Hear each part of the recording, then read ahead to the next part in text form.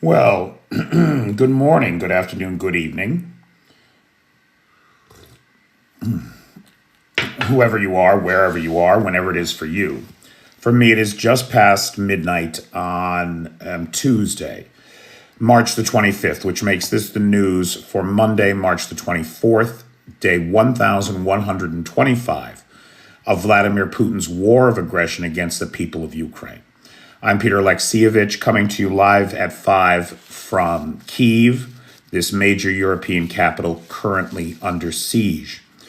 How's everybody doing tonight? Good evening, Eli. Hey, Mel. Hey, Richard Prexis. Hey, Darlene. Hey, Paul Smith. Hey, Arn. How you doing, pal? Arn, I don't know if you ever told me if I could use your flagpole picture or not. I don't think you actually gave me permission. So, but I can use it, right? I'm putting together a little video with a couple of, you on Huglow. Nice. Thank you, sir. I appreciate it. So I'm putting together a little video with some flags from European countries that people have out. And of course, I'm still looking for flags or pro-Ukrainian signage from anybody in the United States. Hey, Roy Daniels. Hey, Bobby. I would mention the sponsor of tonight's live is Leo Ring. So if anybody sees Leo around, please thank him. And I want to put a bug in everybody's ear. Hey, super user. I want to put a bug in everybody's ear. You know, last week, my buddy Dragon was on. People really seemed to enjoy hearing from him, you know, from somebody who's literally in the fight every day. And we're going to try something else. I'm going to have another guest on Wednesday. On Wednesday, though, it'll be Dr. K. Do you guys know Dr. K? She's a political scientist who studies how information is shared. And so we'll have an opportunity to ask questions directly of Dr. K and what she thinks is going on. G2, what are you doing, pal? G2, what are you doing? You joined the Patreon and then canceled your membership the same day. What was that about? Don't answer that here. It doesn't matter. Hey, cool. How is everybody doing tonight? Hey, Michael.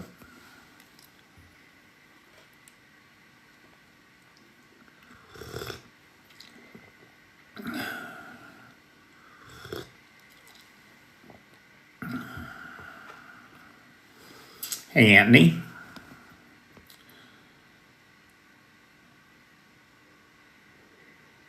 Besides the raining of drones, Michael Boucher, the weather today was absolutely miserable. It was a cold, wet, miserable spring day here in Ukraine.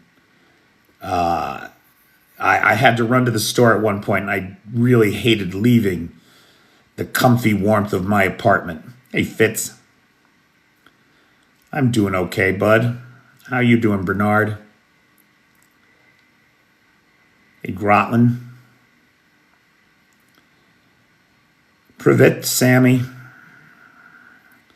How concerned am I about the 3 kilo class submarines? So look, at the beginning of the war, the Russians had 4 kilo or improved kilo class submarines in the Black Sea. One of them, the Rostov-on-Don, was turned into a starter reef, a coral reef starter kit, right?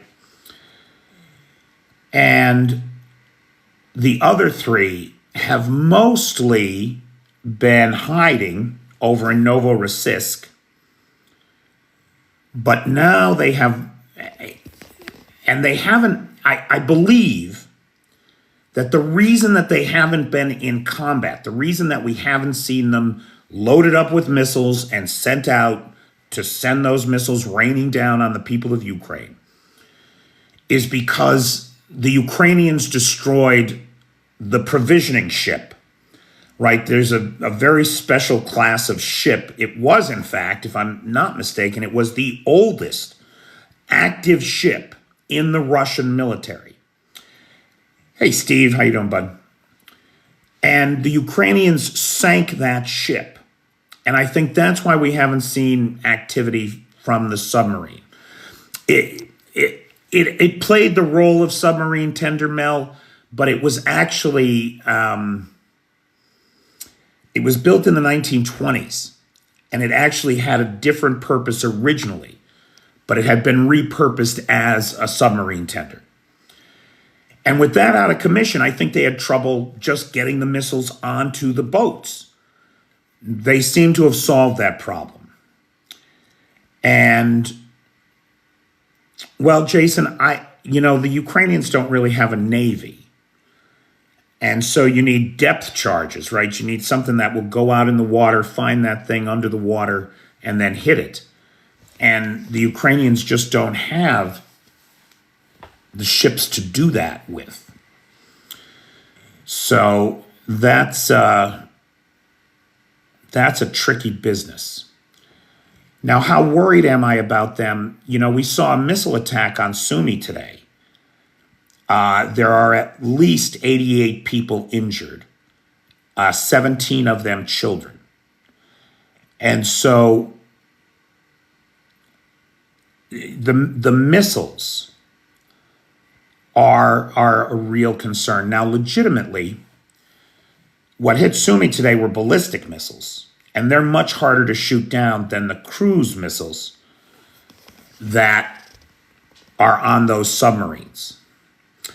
Yeah, but surface drones are not going to help you hit a vessel that's 100 meters below the surface. That's not a help. Torpedoes are what you need. Depth charges is what you need. As far as I know, right now, I'm not a military guy, so my opinion on this is pretty irrelevant, frankly. It would not be surprising to me if the Ukrainians had come up with some ingenious way to strike them. But we'll see. Yep. Michael is correct. Michael Boucher is correct when he says that as of yesterday, when Ukrainian special forces, it was Ukrainian special forces that called in the HIMARS strike well behind Russian lines in Belgorod. And the Ukrainians, with that HIMARS strike, took out 2 Ka-52 attack helicopters, the Alligators, and 2 Mi-8 transport helicopters. So that's 4 helicopters in one day, bringing the total lost number of helicopters combat lost helicopters in Ukraine to 335. That is 2 more than the USSR lost in Afghanistan in 9 years of warfare.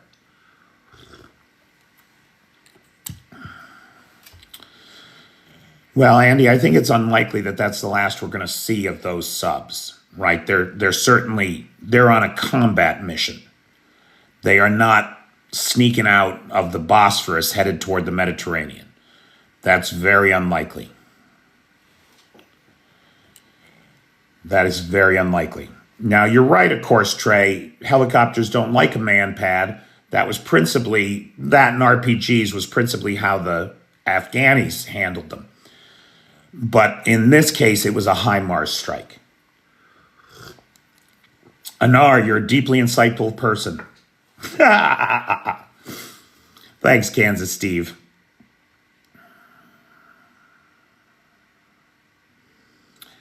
I was not in. You mean demovote?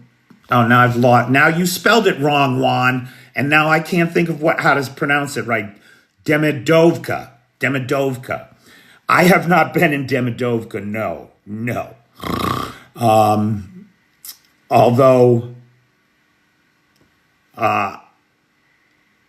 Although if I had the chance to go, I probably would, because I am an idiot. as is evidence from my videos by the window. I've had so many Ukrainians tell me to stop shooting videos during an air raid by the window. And look, they're not wrong, right? But I did not come here to be safe. There is a message, and Americans must hear this message, because right now we are being dragged down the path of Russian imperialism. Donald Trump in the White House is an enemy of everything that we hold dear. Was it in Signal, Mark Charles? Mark is making a reference to the fact that today we learned that a private chat that included the Secretary of Defense, Pete Hegseth, included also the publisher or the editor, somebody at the Atlantic magazine, and they revealed like war plans. It wasn't around, it wasn't involving Ukraine, right? I forget who it was. But I mean, look, it's a confederacy of dunces over there. It's ridiculous. I keep screaming, Kansas, Steve. Yemen, it was Yemen, Trey. Thank you. Thank you, Jason. Yes, it was Yemen. The Houthis, trying to deal with the Houthis. I would point out to you that the so-called Gaza ceasefire that Trump arranged has completely broken down. And so there is no reason to believe that this so-called ceasefire in Ukraine is going to last or is even real. Just to be clear, let's go over this a little bit, because the Kremlin is making a lot of noise about the Ukrainians violating the ceasefire. This is nonsense. There is no ceasefire here. Putin firmly rejected the 30-day unconditional ceasefire that Ukraine accepted. Period. Full stop. Russia fully rejected Trump's 30-day unconditional ceasefire. Period. Russia then floated the idea of a energy infrastructure ceasefire, no details of which were ever worked out, and which Russia violated immediately after telling Trump that they would do that. So it's ridiculous. I mean, the things that I am hearing from my country are just astonishing. I mean, really astonishing. Things that you never thought that you would hear about. The targeting of legal immigrants by the Trump administration is an obscenity before God. The targeting of Social Security is obscene. I saw a video today. A guy claimed that the FBI had called him, telling him that he needed to take a post down, where he criticized, I think it was Pete Hegseth actually, on Ukraine the Latest today. They read a message from an American who made a donation via PayPal to a Ukrainian charity, and the bank wanted to know about it, that he was now on a watch list like a terrorist. It's outrageous. The VA, USAID, those things are outrageous. But nothing has been more outrageous, in my opinion, than the absolute insanity that we were all treated to by Steve Witkoff, the so-called special envoy to the Middle East, in his interview with Tucker Carlson this weekend. Now, look, it is painful to listen to, but I do encourage everybody to listen to it because you have to hear with your own ears the absolutely insane bullshit coming out of this guy's mouth. So Steve Witkoff, let's be clear, is not a diplomat. He was a real estate attorney, then he was a real estate developer and a friend of Trump's, which speaks very poorly for him right out of the gate. So he has no real diplomatic experience of any kind. General Keith Kellogg, on the other hand, has years of diplomatic experience and knows this region, has spent time in Ukraine and in Moscow. So when it was time to negotiate with the Russians, what did the Russians do? They said, we don't want General Kellogg. He knows too many facts. We want the idiot real estate developer. Send him.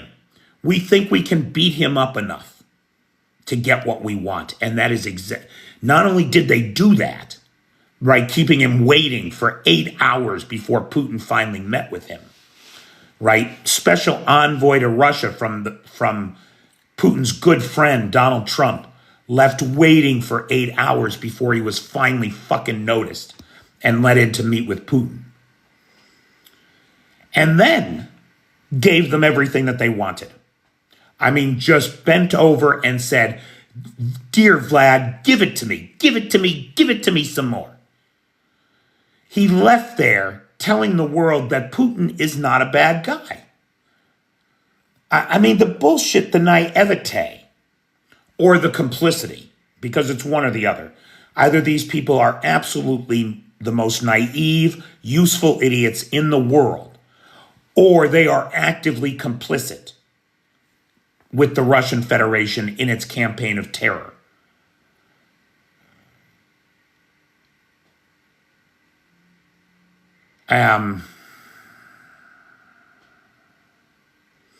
Some of the outrageous things that came out of this guy's mouth, besides saying that Putin was not a bad guy, right? One of the most murderous genocidal lunatics of the 21st century is not a bad guy. Witkoff bought into the whole Russian. Well, first of all, Witkoff couldn't even name the provinces of Ukraine that are under occupation. He got them all wrong. He included Luhansk as being, or I'm sorry, he mispronounced Luhansk so badly. He just got it so wrong. I mean, he was so wrong on every historical fact that he quoted in the interview with Tucker Carlson. And then he had the absolute lack of awareness to say the words that in the temporarily occupied territories, they held legal referendums, and those territories should now be Russian. I mean, holy shit. The entire world watched as Russia put a gun to the heads of every person in the temporarily occupied territories and made them vote. Oh, Colleen, I'm totally embarrassed and ashamed of the Trump administration. I am proud to say that I did not vote for them. I am proud to say that I have been speaking out against him since 2015, when he first came down the fucking elevator. So yes, I am deeply ashamed and embarrassed that so many of my fellow Americans have fallen for this bullshit and have taken us down the road of fascism in ways that I never, ever believed that Americans could.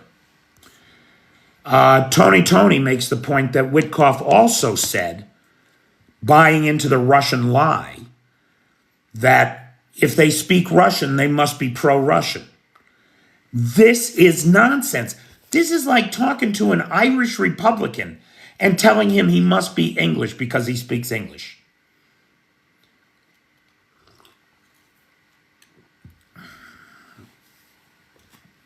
Now, Oh, Cameron's been against Trump since 81. Bullshit. Come on, pal. In the 80s, Trump was just a joke. Nobody took him seriously. I was in Manhattan in the 90s. He was a joke then, too, after his failed run for president in 88. So you didn't have to be anti-Trump. He was just the punchline of every fucking joke. Exactly, David. It's like saying that Americans are English because we speak English, or that we want a king. We don't want a king, most of us. By that analogy, Texas should belong to Mexico. That's good, Eli. I like that a lot. The problem is that he's not just a joke anymore. He's got the nuclear launch codes. He's got the keys to Fort Knox. Why do you think he's so interested in going to Fort Knox to see the gold with Elon? Michael, I believe it's 4. I think Trump has filed bankruptcy 4 times. And if you look at how he got bailed out every time, in at least 3 out of 4 of the times, it was Russian money. It was Russian money. Make no, that's just a historical fact. Was it 6? Somebody's saying 6. Hey, Webedev. So what we're seeing from the Trump administration is either open complicity with our enemies, or they are just useful idiots of the first order.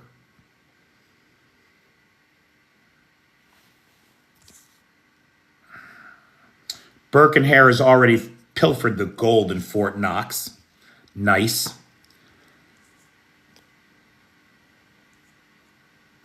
Andy misses Norway. I'd like to see Norway. Lars, who's got the Discord channel, is a great friend of this channel. I've promised to go visit him. I really want to go visit him. He lives Arn, it might be above the Arctic Circle. It's way the fuck up there. It's like a 12-hour drive up the coast from around where you are, Arn. 12 hours, holy shit. Trump is the problem, and most Americans do love our allies. And we're seeing the pushback in the United States on that, right? Trump is make no mistake, Trump is not having the guy is so impervious to the outside world and other people's opinions. But he's not having an easy time of it. Trey, Mr. Krasnov is the greatest achievement of the Kremlin. RK News says they're out posting every week. I'll tell you who's out protesting every week with you, RK, is Kansas Steve. I don't know if Steve is still here or not, but Steve's got some great video up of protests in Wichita and around Kansas. The guys are out on the street with placards every day. Now, Joker asks a good question. This is a great question, Joker. Is there any possibility that the Saudis, when they invested that $2 billion that they gave to Kushner, the son-in-law, right, for his hedge fund, is it possible that that wasn't Saudi money? That they were laundering money on behalf of the Russians? It's entirely possible, which is why these kinds of transactions should not be permitted. Because we don't, look, even if it wasn't Russian money, Mohammed bin Salman, the crown prince of the House of Saud, is as deep in this shit as Trump and Putin are. They are all of one mind. They are all extraction, economy, neo-colonial imperialists who want to rape the world and make their money off of it at the expense of everybody else, and especially at the expense of the people that live there, like Greenland, right? They do not give a fuck. It's this whole extraction economy bullshit, this usury. You know, in the West here, the right claims a history of so-called Judeo-Christian values, right? You know, there are two stories of creation in Genesis. One story is that we are responsible for the world, that we are here to care for it. The other story is that we are meant to go out and subdue it and take everything from it that we will. And those two ideologies wrestle in our culture every single day. It is good versus evil right there.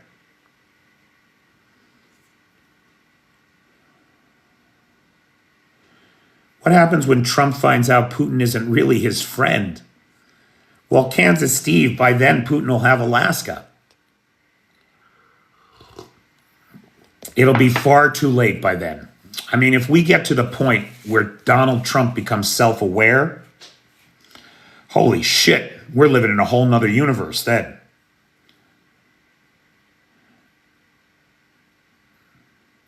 The UK have first refusal on Greenland. Look, Greenland is not for sale. We should not even be having this conversation. And I pray to God, I pray to God. Here's my view on Greenland, Birkenhair. I pray to God that the U.S. military has the strength to not follow illegal orders to invade Greenland. If Trump issues orders for the invasion of Greenland, let's face facts. The American military can wrest Greenland from Denmark in about probably 36, I hate to say it, but let's say in 3 days, right? It'd just be a 3-day special military operation. The American military could probably do that. Those orders would be, in my opinion, illegal.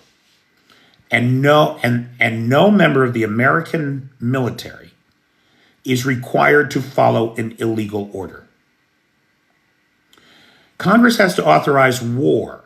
They don't have to authorize military action, right? We've had lots of cases where war was not declared, but we might as well have been at war.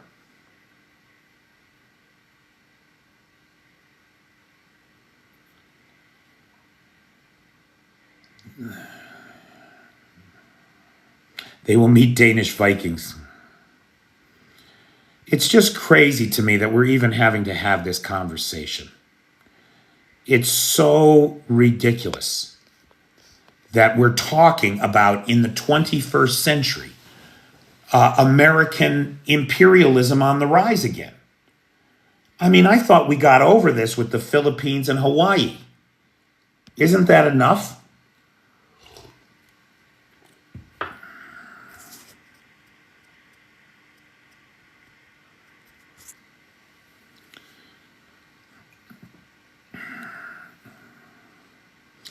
I don't think these are smokescreens. I think these are real goals and ambitions of this administration. I really do. I don't think they're smokescreens at all. I don't think that it's a coincidence that Russia started talking about getting Alaska back last year. I don't think it's just a coincidence. No, I don't. I don't know what it is. But I think it's definitely real, Steve. I do. I really do.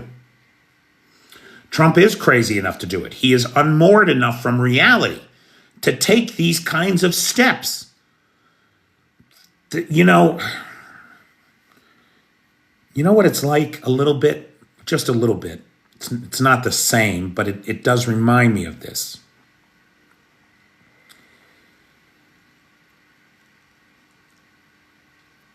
The UN has published a new report about the systemic torture of Ukrainian civilians in the occupied territories. And I mean systemic, right? It's not, these are not just one-offs, but there are rooms built and dedicated to doing the most evil things to their fellow human beings. And when I was reading part of this report today about what the Russians are doing every day to the people in the temporarily occupied territories, the thought that kept going through my head was, what kind of an animal even thinks to do such a thing to another person? The unbelievable, I mean, who do you have to be to think of these things? And I think that the political reality is that you and I cannot imagine the depths of betrayal that Donald Trump dreams about. Just dreams about.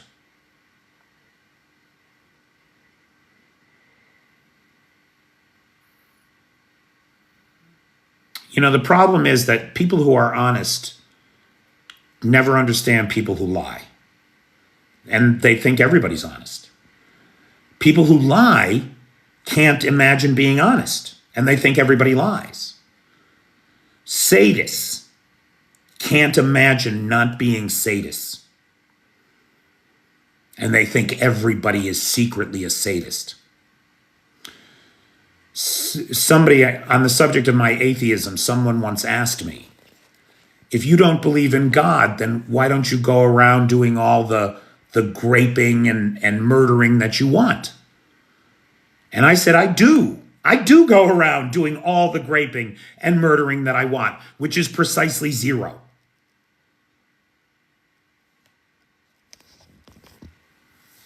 So we'll never understand these people. We'll never get it. And that is why we need war, to wipe them out every once in a while, to clean out the nest of snakes. And the Ukrainians are doing the best job of it I've ever imagined. It's impossible to understand. Like, we can't understand it. We just have to destroy it.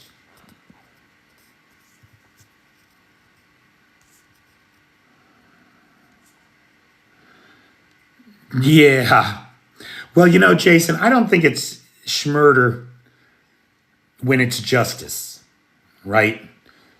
I mean, I can't imagine hurting anybody, but I can imagine stopping someone from hurting others. And right now, that's what the Ukrainians are doing every day on behalf of all of us. And they are the only ones bleeding and dying every day for the cause of righteousness' sake. Now, you can argue they're really just doing it for their own survival, right? And that the righteousness' sake is just a side effect. You can make that argument. But regardless, I know who you are, MHM. I don't know what any of that means. Daniel from Odessa. How you guys doing down there, pal? Wait, that's not Daniel, is it? My Daniel? Not my Daniel, but my buddy Daniel. Hey, Integral.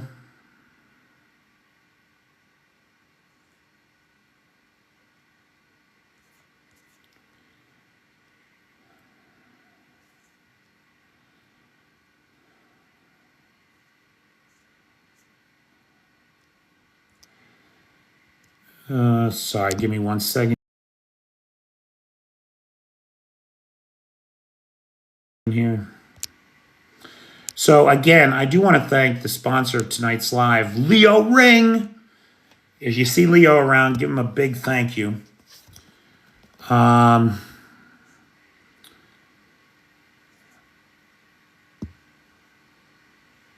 Also, thanks to Lars, who has the Discord server, and Nightshade, who has the Peter's Peeps group. If you weren't here earlier on Wednesday, with a little bit of luck and by the grace of the internet gods, we're going to have a special guest, Dr. K from Charistocracy. is going to be on talking about her experiences at the Munich Security Conference, answering your questions. I will do the same thing we did when Dragon was on. I have a couple questions. We'll go through them. Oh, it is you, Daniel. How you doing, buddy? You know, guys, if you remember the trip to Odessa, there were a whole bunch of videos there that were informed by Daniel and his wife, who showed me around and took me to the places and told me the stories. So thanks, pal. Thanks for dropping by. Nice to see you guys. So Wednesday, Dr. K from Karistocracy, who is a political scientist that analyzes how information is shared. So we'll also talk about disinformation in the disinformation space, as well as her thoughts on the disinformation coming out of the White House, what that might mean, etc. Hey, Tommy boy. Oh, Trump stopped investigations against war crimes, against oligarchs. He shut down the task force for seizing Russian oligarch assets. He sanctioned the ICC. I mean, his administration is just one gift to our greatest enemy after another. One gift after another. It is so obvious that the U.S. federal system has been completely subverted by the Kremlin, and the Americans seem completely unable to do anything about it. Intelligence aid is said to have been resumed. Yes, Trey. We are supposed to be sharing intelligence with the Ukrainians at this time. Yes.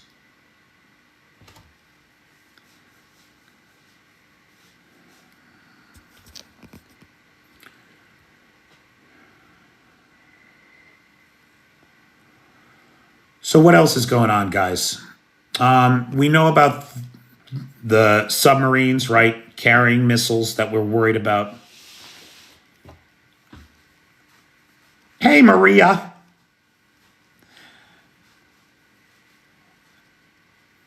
Dude, can I come back to Odessa? I need a couple days outside of Kyiv. I really need a break. Maybe I could come to Odessa. Maybe I'll hit you up. And maybe I'll come down for a couple days. We can get a steak. I'm not going to that rib place again. They don't have ketchup. You can't serve French fries and not serve ketchup. Come on.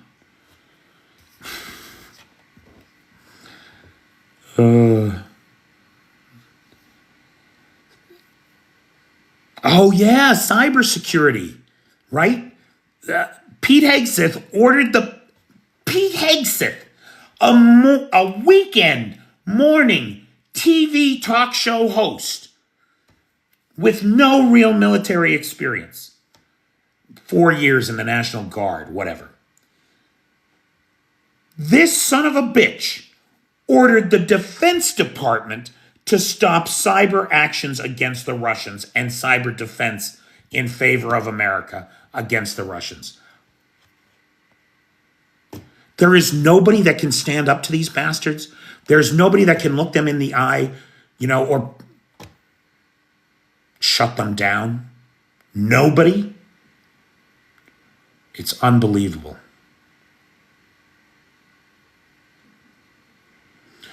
Jarno, that's the thing. Hey, Leo Ring. I like fries and mayo.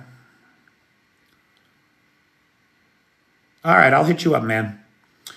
Hey, everybody, Leo Ring is here. That's our sponsor tonight. Everybody say thank you, Leo. It's a big help, Leo. No, the administration is forcing a constitutional crisis in the United States by ignoring the judicial check and balance. It's exactly what they're doing. As far as Musk and Trump and the tariffs go,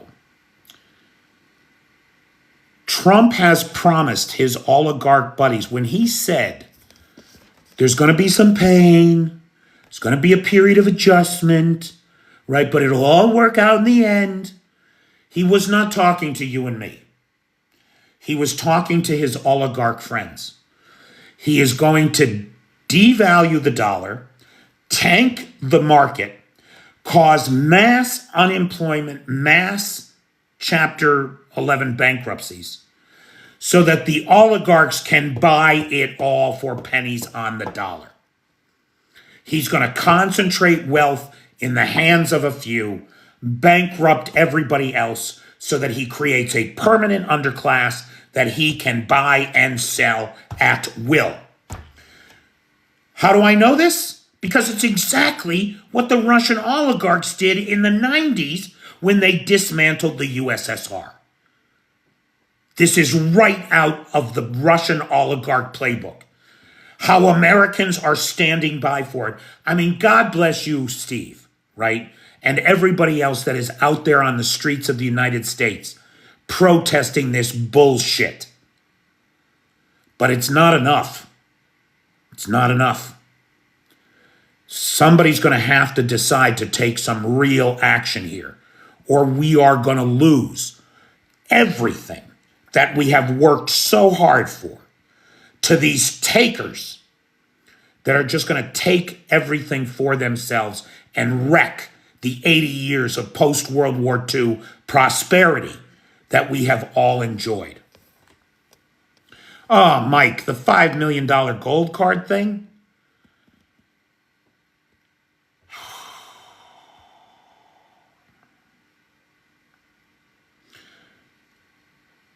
Here's the problem. Being an American is a privilege.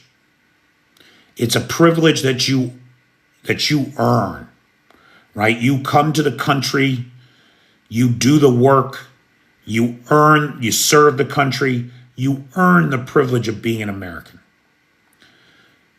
And down to your grandchildren, everybody knows that. We understand that, right? The next 2 generations after the immigrant understand what a privilege it is. But the problem with our primate species is that our generational memory only goes as far as our grandparents. And so after the 3rd generation, you start breeding a generation that takes it all for granted, that thinks they are entitled to it where nobody else is. One of the biggest problems I have with my own family is that they forget how we snuck into the country from Canada, right? We're the original wetbacks coming across the St. Lawrence Seaway, or what is now the St. Lawrence Seaway.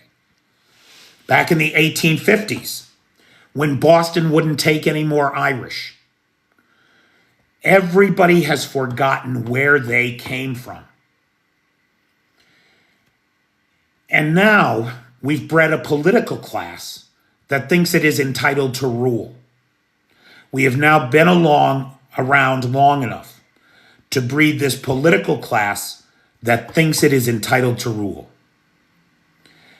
And they are doing everything they can to make sure that people are not educated enough to understand that they are being fucked in the ass every day.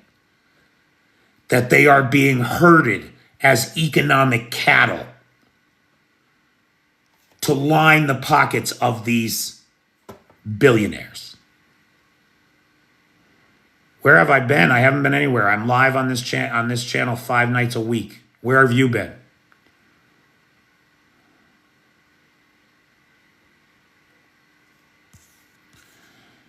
They're boosting the market and buying up. Why would they lose their own money? No bankruptcy. I don't know what the fuck you're talking about. The market has lost over $4 trillion and Trump isn't even in office for 60 days. I don't know what world you're living in. Lambs to the slaughter, Kansas Steve. Ooh, I like lamb. Spring lamb. It's that time of the year.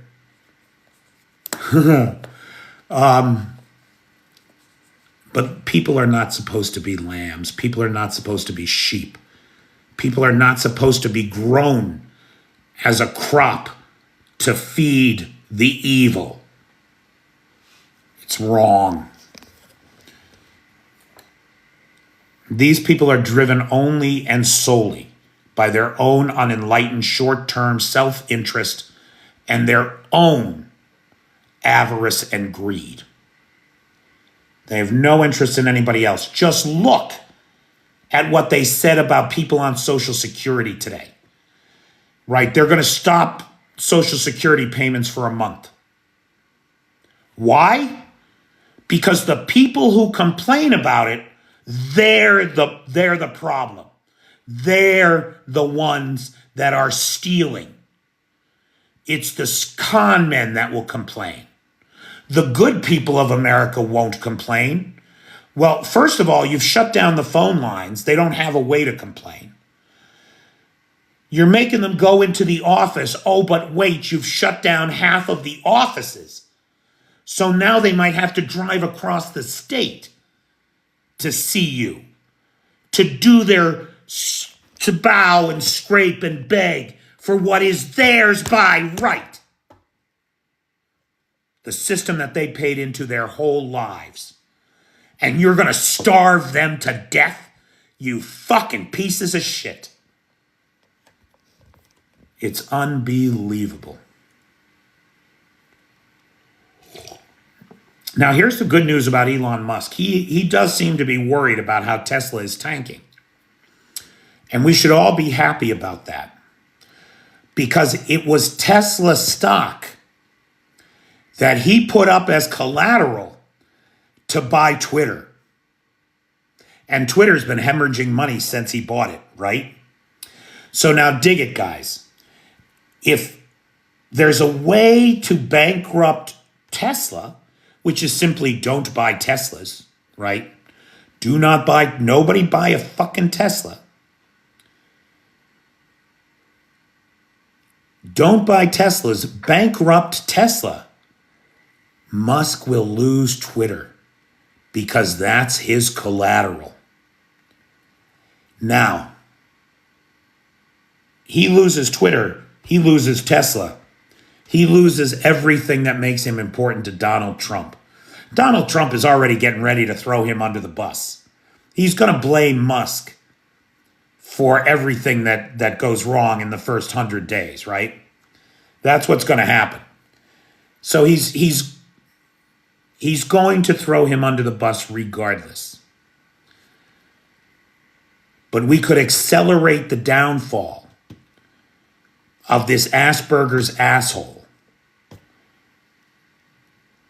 Well, as far as SpaceX goes, I mean, that's a private company, right? It's not actively traded anywhere. And I don't know who the investors are.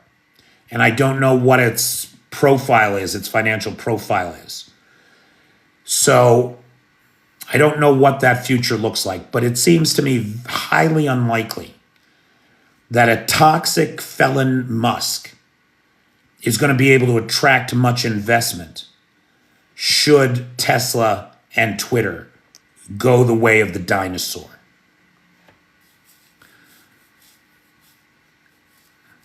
That is Trump's expertise, throwing people under the bus. You are not wrong, Birkenhair. Oh, I think they're, Aiden, I'm not sure. I'd have to check, but I think they're about 15 million apiece, right? The KA-52s might be a little bit more, but it's at least $60 million. If I'm not mistaken, it's at least, can somebody look it up? Where is Jason here? Jason might know off the top of his head. Jason, if you're still here, what's a KA-52 worth or a MI-8? I'm pretty sure it's about 15 million apiece, isn't it? That would make it about 60 million in that one hit.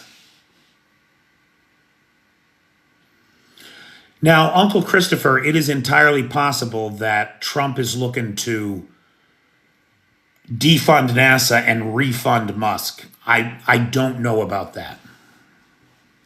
Lars, you're funny. You are funny. Spirit of Ukraine says 16 million per unit. MI8 is 18 million. So that's somewhere between 65 and 80 million dollars, depending on what else was on them. What about Starlink? Starlink, that's a great question. Hey, Dave. Holy cow, there's 2 people in here. Well, 3 people if you count the wife. Or 4 people if Angela's with you too. Like people that I know personally in real life. That's very unusual. So my buddy Dave and Ange, they're in New York State. And we used to hang out a little bit out there. Good folks. I don't know what they're doing. I think they might be moving to Scotland. Kind of fed up with things, and I don't blame them. Okay, guys, look, we got 5 minutes left. I want to again thank Leo Ring, who is the sponsor of tonight's live. I want to thank Nightshade, who has the Peter's Peeps group on the Book of Faces. And I want to thank Lars, who has the Discord server. Final thoughts, final questions, comments, points of observation. Anything from anybody? Well, it's not a holiday for me, Ben. I mean, I know it's like, yeah, we were talking about the leak by the POTUS crew too. I know that it's the holidays. It's like spring break here in Ukraine. It's like spring holidays. But I have a show coming up. Laughter is the Best Medicine Kyiv has our April show coming up April 5th, which is just a week from this Saturday. We'll be live streaming that. That's at 7 o'clock local time. So that'll be April 5th, 5 o'clock London time. Noon New York time. And 9 a.m. left on the left coast. What companies work with swastikars? Maybe it's time to widen the noose and get someone swastikars. Thanks, Nana Pam. You have a good night too.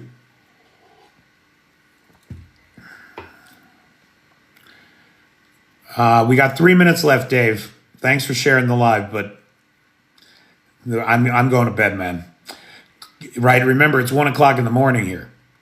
Kursk and Belgorod. So Burke and Hare, the big news I think about Belgorod is that they've taken the town of Demidovka. We know that much. And they're pushing in further to the northwest. It looks like they're headed to backdoor Sudza. They're tearing out the dragon's teeth and the landmines. It looks as though they're opening the way for a larger force to come in behind them. We believe that the Russian Freedom Legion is involved. The Freedom of Russia Legion, which is a bunch of Russians who are fighting against the Moscow regime. It's basically a civil war situation with those guys. They are in Belgorod and seem to be leading this charge. So we haven't heard a lot from the Freedom of Russia Legion. I'm sure they've been busy. We just haven't heard about it. But it appears that they are back on Russian soil, recapturing Russian soil. It is important to note that Ukraine is now in control of territory in both Kursk and Belgorod oblasts. It's a smaller amount of territory, right? They used to hold, about a Luxembourg-size area of Kursk. It's much smaller now, but they are still in Russia. Don't believe a word Donald Trump fucking says. Did they get a second town in Belgorod? I'm only aware of Demidovka. Good night, Maria. Awesome. Are you guys coming to Kyiv? You going to come to Kyiv?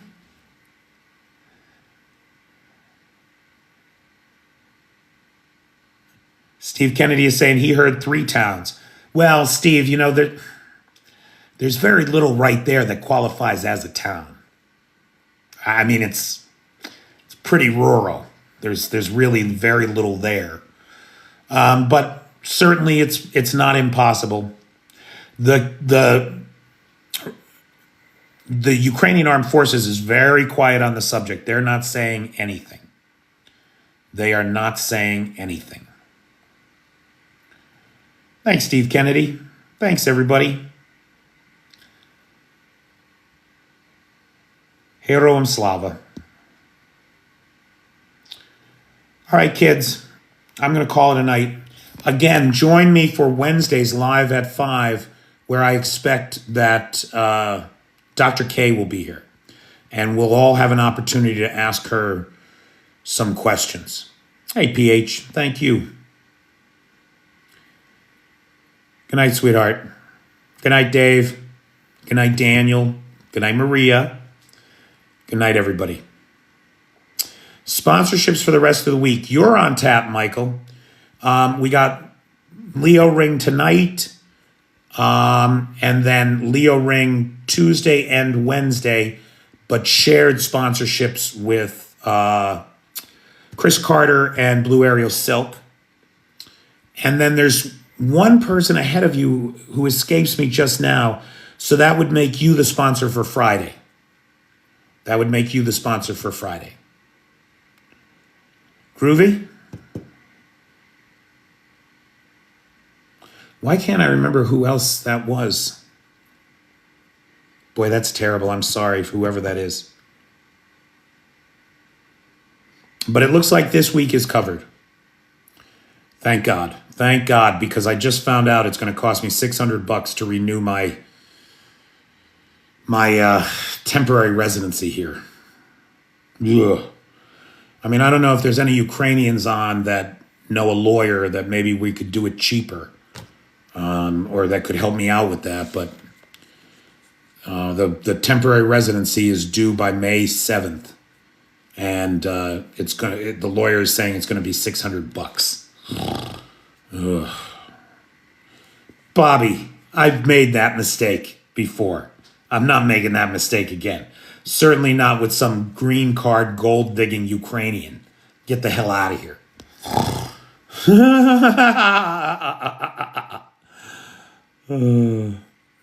All right, kids. Make it a great day.